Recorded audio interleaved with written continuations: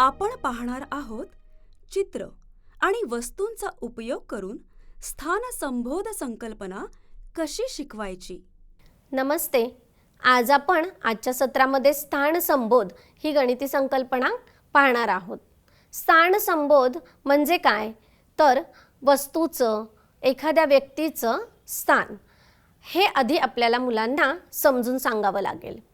स्थान संबोध या संकल्पनेचा उद्देश काय आहे, आपण मुलांना ही संकल्पना का शिकवतोय तर आत्ता आपण इथं वस्तू चित्र याचा वापर करणार आहोत, त्यातून मुलांना सांगणारच आहोत।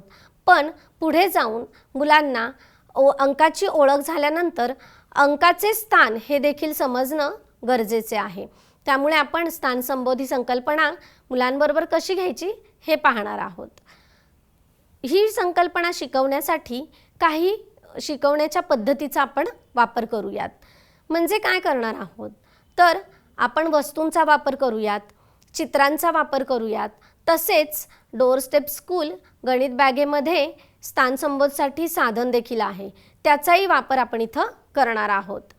ह्या सर्व पद्धती मी इथे फळ्यावर देखील लिहून ठेवलेल्या आहेत। या पद्धतीने शिकवल्यामुळे मुलांना संकल्पना चांगलीच लक्षात राहू शकते आणि ते शिकवणंही सोपं होऊ शकतं। वस्तूंचा वापर ह्या पद्धतीतून आपण सुरुवातीला शिकवणार आहोत।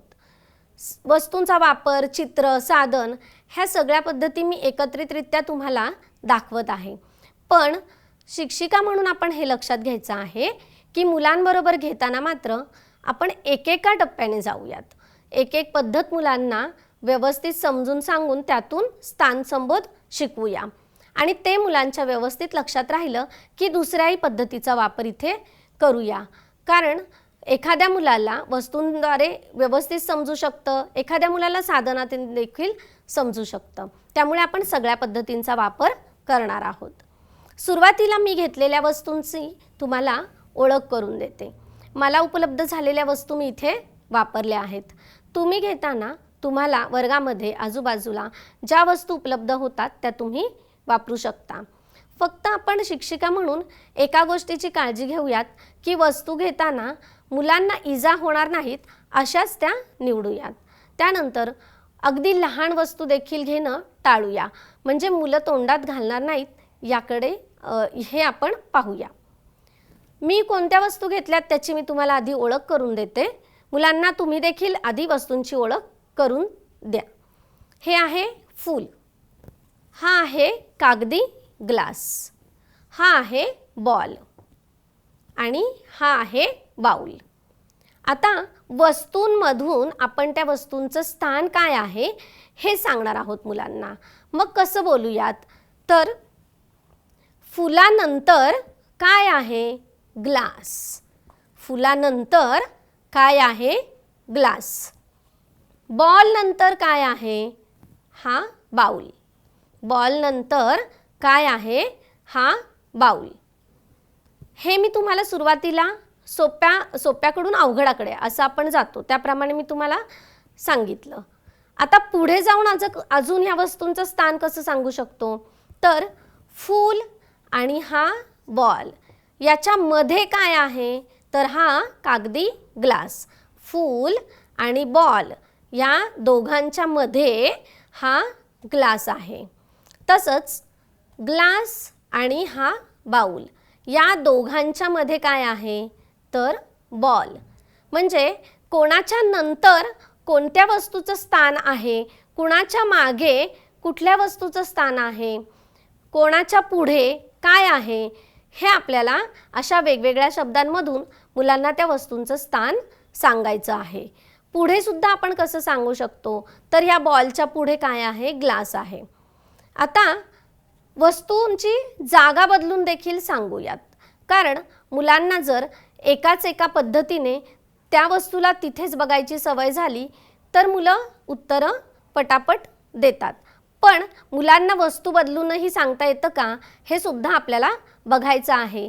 तसंच वस्तूंचं स्थान बदलून देखील सांगता येतं का हे सुद्धा पाहायचं आहे। तर आता मी ह्याच वस्तू ह्या मागे पुढे ठेवून तुम्हाला दाखवते। म्हणजे काय करतोय आपण तर घेतलेल्या वस्तूच यांचं मी आता स्थान पुन्हा बदलते। आता बघा बरं काय केलं आपण तर इथे हा आहे पहिला ग्लास. ग्लासच्या नंतर आहे फूल, फुलाच्या नंतर आहे बाउल आणि बाउलच्या नंतर आहे बॉल.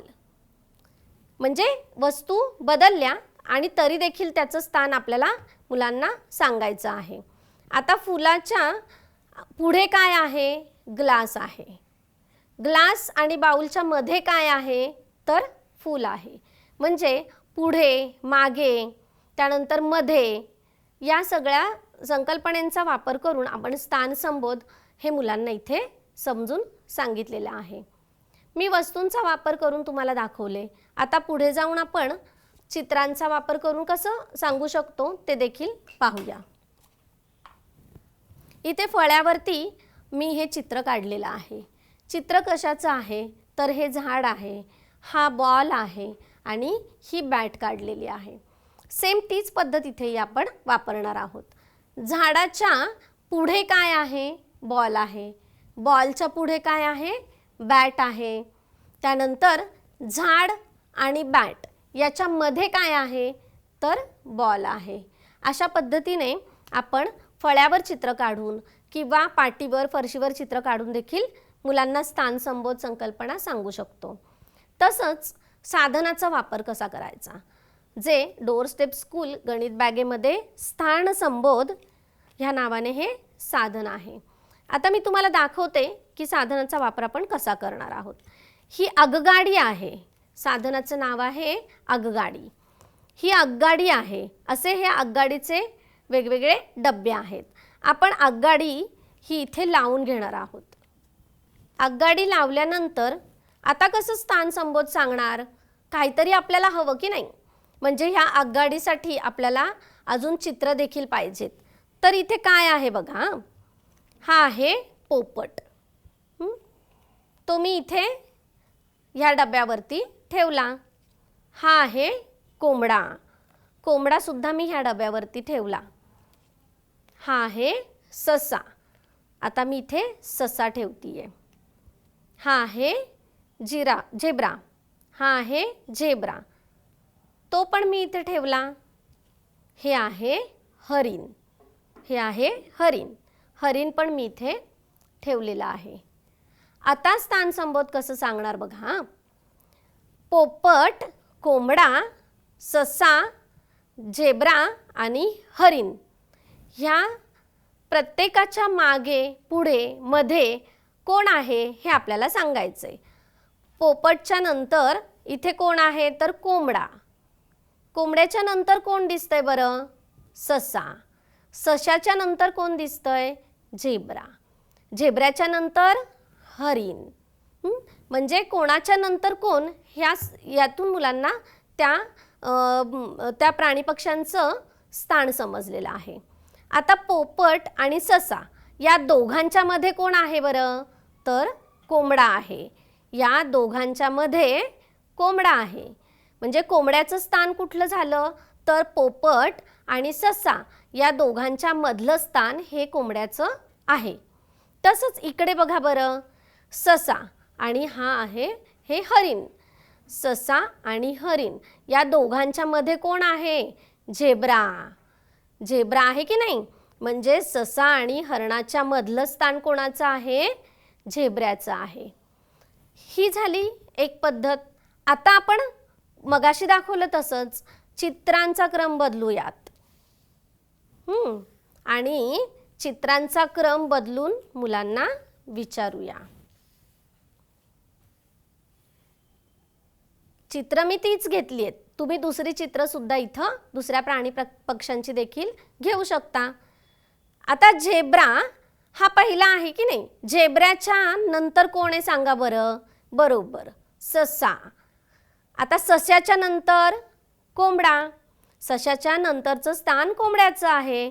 कोंबड्याच्या नंतर पोपट आहे आणि पोपटच्या नंतर कोण आहे? हरिण. आणि आता ह्या झेब्रा, ससा, कोंबडा या तिघांच्याही नंतर कोणाचं स्थान आहे बरं? पोपट. हो की नाही? आता थोडीशी काठिण्य पातळी मी इथे वाढवली आहे. सुरुवातीला आपण एक एक पाहिलं, नंतर तुम्ही 2 प्राणी, 3 प्राणी असं घेऊन सुद्धा स्थान बदलून सांगू शकता. ही झाली स्थानसंबोध संकल्पना, जी आपण वस्तूंद्वारे, फळ्यावर चित्र काढून आणि साधनांचा वापर करून देखील पाहिलेली आहे. यानंतर अंक शिकवल्यानंतर आपण अंकांचा वापर देखील करू शकतो. स्थानसंबोध या संकल्पनेतून मुलांना काय समजणार आहे, तर परत एकदा सांगते. संकल्पनेचा उद्देश आहे मुलांना वस्तू, चित्र, अंक यांचं स्थान समजणं. धन्यवाद.